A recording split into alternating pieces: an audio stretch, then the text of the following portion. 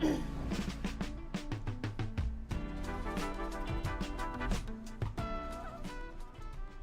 Wednesday morning, everybody, and welcome to Morning Pulse. We appreciate you being here early with us here every morning at 8:30 on our digital desk for our live stream show that we bring you every weekday morning.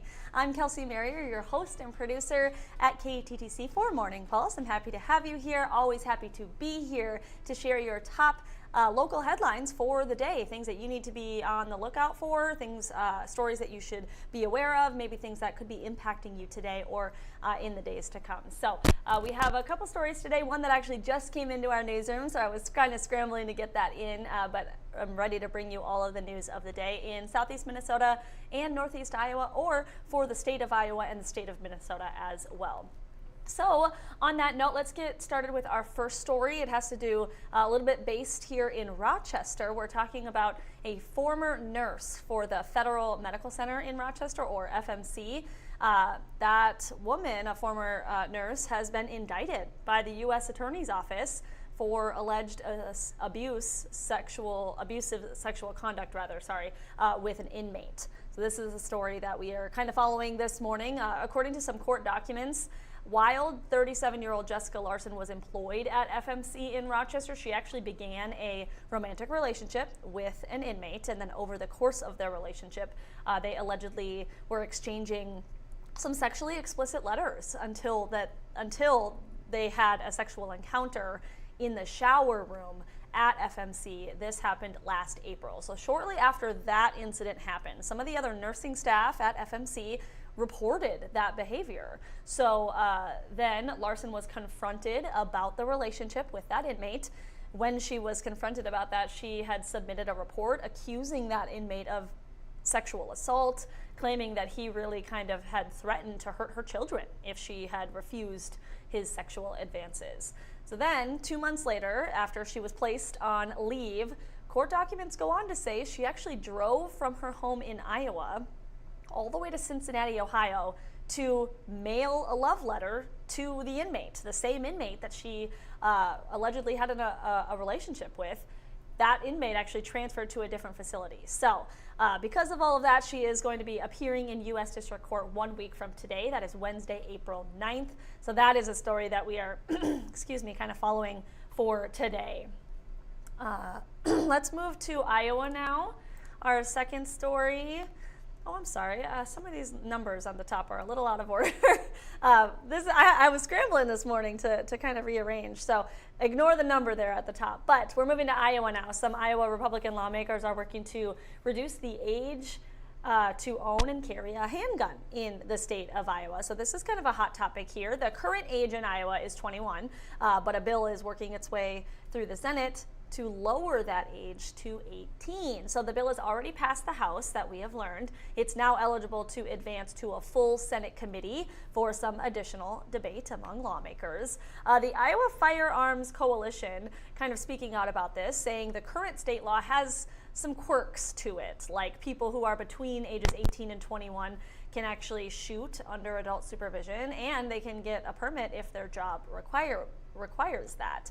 Also, the Interfaith Alliance of Iowa says people ages 18 to 20 are responsible, they're claiming, for a disproportionate share of mass shootings and school shootings. So they're kind of seeing maybe the other side of what could happen if this passes. Some other lawmakers say lowering the age could put more young people in harm's way. We know we've covered school shootings, mass shootings a lot in recent years. So this is a story that is definitely a topic of conversation in the Iowa legislature, and we'll just have to wait to see what kind of happens, if this advances or if it doesn't, there down in Des Moines. Our next story is having to do with some road construction. As we know, winter is now behind us, and that means Minnesota's construction season, our second season that we like to say here, is kind of upon us. So today, because of that, MnDOT is going to be providing a full look at some of the key road construction projects that will be happening in Rochester, Olmsted County, and across southern Minnesota for this year. So officials are going to be kind of reiterating safety for drivers as well as the construction crews in those work zones as well, but they just want us to be aware of what kind of road projects are ahead of us for 2025. The agency is going to be breaking everything down at 10 o'clock this morning at the district headquarters in Northwest Rochester. And we do plan to have a KTTC team there to bring some continued coverage of those upcoming projects on air and online today. So you can look for more on that a little bit later today. All right, our final story is probably my favorite one of the whole morning, only because if you know me, you know that I love the Minnesota State Fair. So if you can't wait 4.5 more months for the Great Minnesota Get Together, like myself, now you don't have to, because tickets for the 5th annual kickoff to summer at the fair go on sale this Friday. And I am the State Fair's #1 fan, so this is really good news for me. If you've never heard of the kickoff to summer at the State Fair, it's a 4-day event, and it gives people kind of an early slice, just a little slice of the fair at the end of spring instead of at the end of summer. So you can kind of indulge in certain select popular fair foods and drinks. Of course, we're talking Sweet Martha's cookies, big fat bacon, cheese on a stick. You got the mini donut beer, that's a popular beer, as well as fresh squeezed lemonade. Also, there's going to be some new vendors and for food vendors this year, and including Jersey Joe's, which is based right here in Rochester. So that's pretty exciting.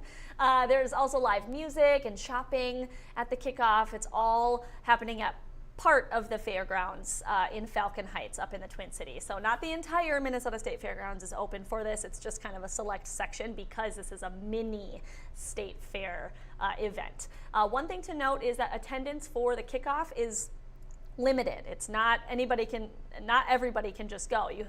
Attendance is limited each day, just to make sure that there's enough space for people to still walk around and really savor the experience. So if you are interested in getting tickets, you can get an advanced discount ticket or tickets for you and your family and friends at 10 a.m. this Friday. So you know I will be doing that for sure, me and my family. And then the dates, you'll want to write this down too if you're interested, for the kickoff to summer is May 22nd through the 25th. Again, it's usually right at the end of spring, kind of going into the summer season. So that is really exciting for anyone else who really loves the fair like myself. And now I feel like I find myself my mouth watering for all of my favorite fair foods. I have so many, and I hope you do too. And if you've never been to the State Fair, I actually have a colleague in the newsroom who's never been, and it's the best time ever.